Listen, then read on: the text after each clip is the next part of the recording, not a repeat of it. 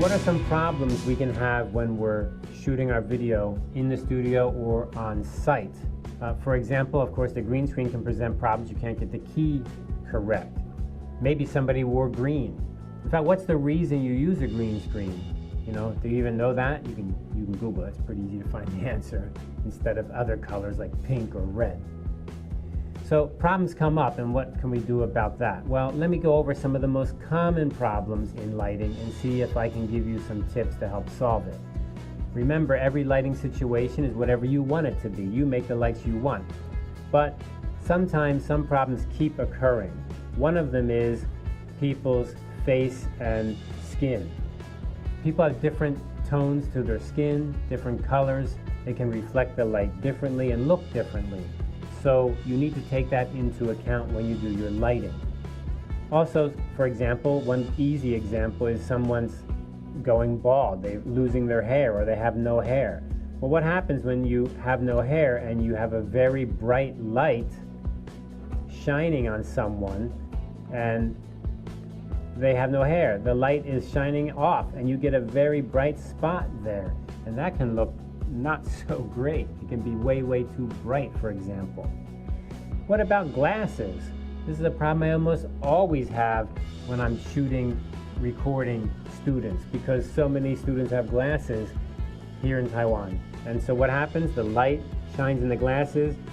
The glass looks like a super bright spot pointing right at the lens.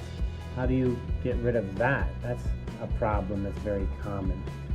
And another one is screens, television screens or monitor screens, because often when we're shooting our video, we would like to have a screen to show you something. For example, when I shoot my video, sometimes I have a screen right here and I want to show you something on a monitor. Well, that monitor would be reflecting the light right into the camera. How do you solve that problem? Let's take an example. Now, this example is a monitor, but this example could also be someone's glasses. Very common. You're wearing glasses, it looks just like this. The light is right in the person's glasses. Very bright. This is a TV screen, and it's set up very normal. Just a regular TV screen, flat on a stand with wheels, looking straight forward towards the camera, and look at that. You can see one of the 3 points of lighting coming right at the screen. Oh my goodness, that's really not fun at all. So what we can do to solve that problem is very easy on one hand, but difficult on the other hand. The easy thing to do is tilt the screen just a little bit. In this case, maybe 3 to 5 degrees. You see, it's just tilted a little bit instead of straight, or worse. If it's tilted the other way, it's even worse, and if it's straight, it still gets the reflection. I can't draw a straight line. You get the idea? Now the light from the 1 and 2 point lighting comes down to the screen and bounces down. But if the screen is straight, then the light has more chance to bounce up towards the camera, and the camera may catch that light. And if the screen is angled backwards, it's even worse, because now that'll go directly into the camera. So you need to think about that angle. That's one way to solve it. Here we just tilt the screen a little bit.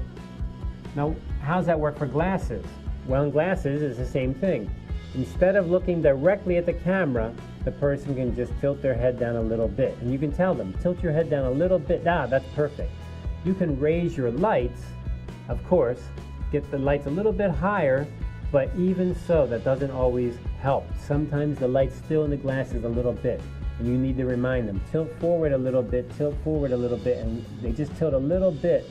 Not this much, that's way too. Just a little bit on the head, and the reflection will go away. That's easy to say, it's hard to do.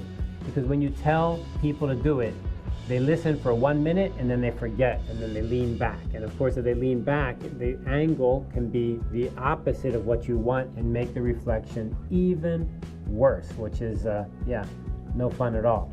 So you need to keep reminding people. Not an easy job. Here we have the result. Now we're from the camera's perspective, looking at the screen. The screen is tilted just a few degrees, 3 degrees forward, and now there's no camera reflection at all. Completely clear.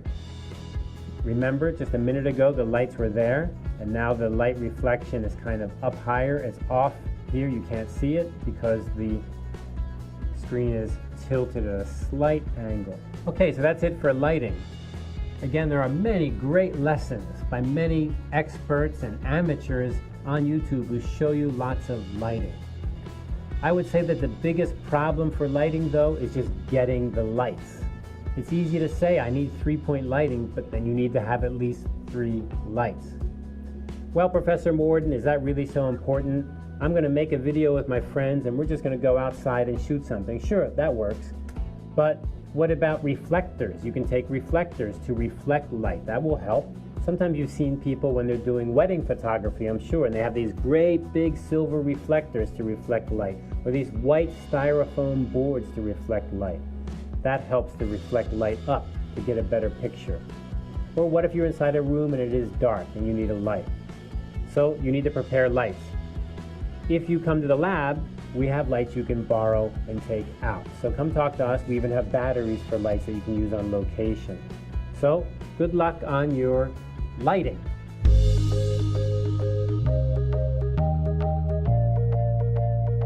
In front of me are 2 lighting equipments that you will find in the Marketing and Lab Center, but for the sake of time, I'm only going to go over the halogen lights.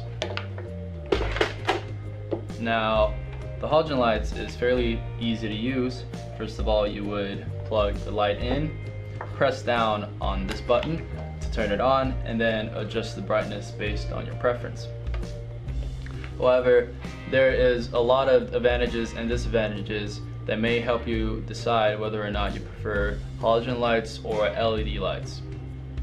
And one of them is that halogen lights are extremely cheap. You can get these things a couple $100s in the hardware store, and compared to LED lights, which are overwhelmingly priced about $10,000. Now, second, because these things are so small, they are really portable in these boxes, and it's convenient for you to go whenever you need a quick setting. Now, on the other hand, LED lights are extremely sustainable and they have a longer lifetime, and they use really cheap power when compared to halogen lights. Finally, I forgot to tell you a very important side equipment. These cookie baking gloves. Because halogen lights are so hot and so bright, they get overwhelmingly hot and it's impossible to touch them with your bare hands. So it's important for you to wear these gloves whenever you want to move them, turn them on, or